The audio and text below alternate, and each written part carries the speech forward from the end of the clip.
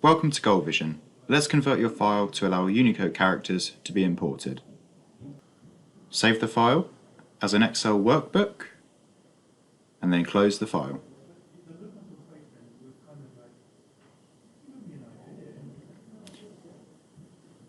Then you will need to open the Data Import tool.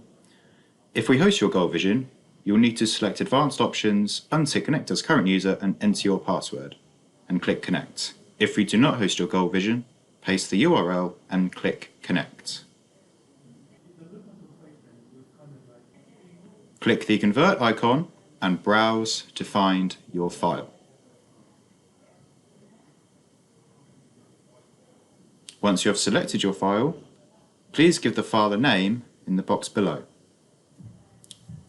The conversion will take place and it will be saved as a GVP file, which is to be selected. Select the import type and select the GVP file that is being converted.